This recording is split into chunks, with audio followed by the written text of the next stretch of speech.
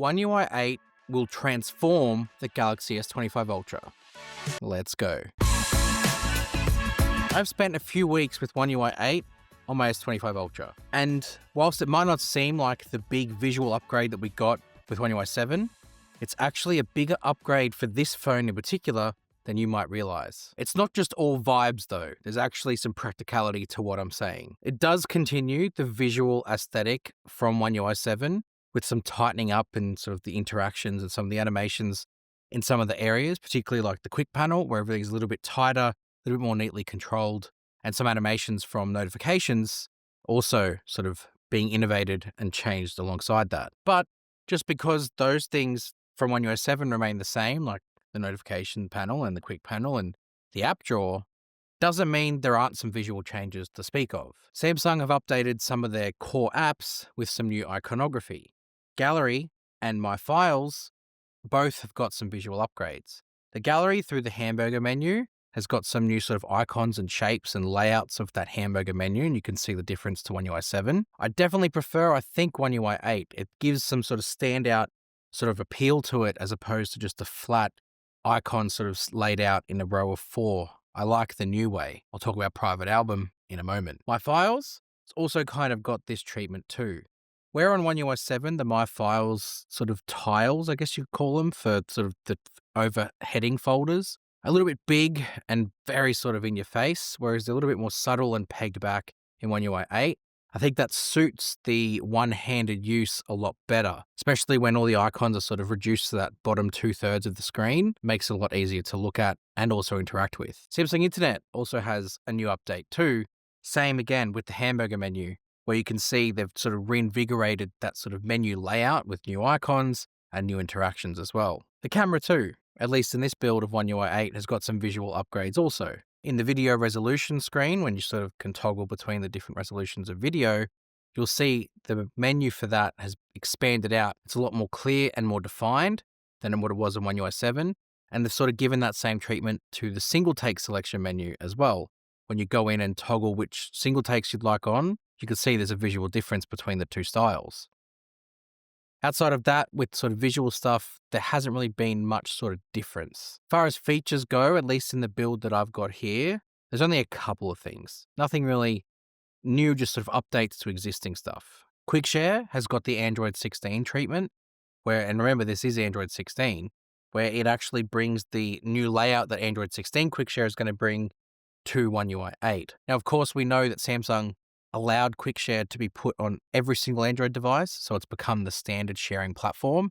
And I guess Google have kind of updated the visuals for it and sort of the way you can actually send stuff, and Samsung have adopted that for One UI 8. I really like the new send and receive tabs down the bottom. It just gives you that nice fluid way of either receiving Quick Share or sending. Of course, you can send Quick Share files from the app itself, like the individual app, but there's a new Send Files button, which means you can select from any files on your phone, whether it be My Files, documents, or videos. I like that change. There's a big change to Samsung DeX. I have made an entire video talking about that change. I love what Samsung are thinking here.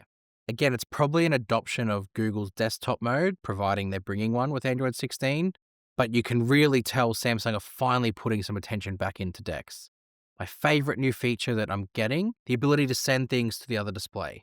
So if you've got something open on your phone, you just have to hit the 3-dot menu from a pop-up window and send it to the DeX screen. Or if you want to go from the DeX screen back to your phone, you do the same thing. In the top left corner where the icon of the app is, send to other display pops up on the phone. Reason why I like this change is because if you're maybe wanting to share a video, rather than just sort of opening the gallery up on the DeX screen, you can just do it on here, and then when you're ready, you can cast it or send it to the other display.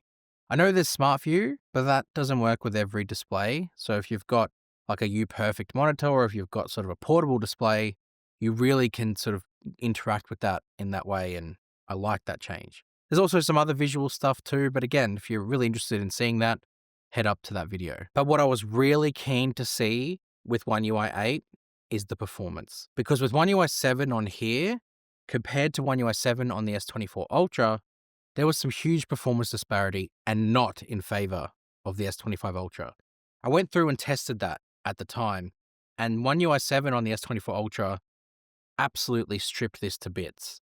Audio eraser, smashed it. Log video, smashed it. Video exporting, smashed it. It's like the optimization for the 8 Gen 3 for Galaxy with One UI 7 was far stronger than the optimization with One UI 7 on the 8 Elite for Galaxy. So I went back and tested all of them. I started with Audio Eraser because that was a key launch feature of the S25 Ultra. So I wanted to see if the export time for Audio Eraser improved. So I had the same clip. It was about 2 minutes and 15 seconds long. This clip that I chose had background music in it and it had crowd noise and also environment noise. And the S25 Ultra absolutely smashed the S24 Ultra in just loading the clip and analyzing all the sounds that I had to separate and sort of reduce. Then I went through and reduced what I needed to. I put the music down to 0 and the environment noise down to 50 on both. And then when I hit save edit, the S25 Ultra wiped the floor with the S24 Ultra, which absolutely was not the case a few short weeks ago when they both were on One UI 7.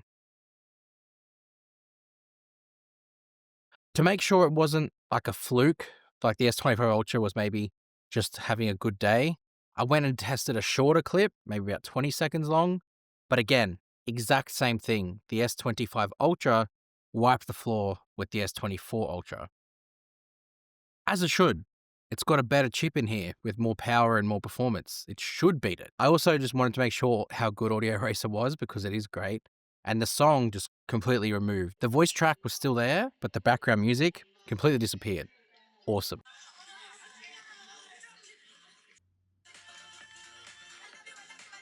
I then tested out a log export. Again, that was a thing where the S24 Ultra was either shading the S25 Ultra or like neck and neck. But now the S25 Ultra with One UI 8 outstrips the performance of the S24 Ultra with log video. Thank goodness. And then to further reinforce that, I did a video export with the same 3 clips on both phones, exported to the same settings. And again, the S25 Ultra with the 8 Elite for Galaxy finally beats the S24 Ultra with these performance tests where it wasn't before.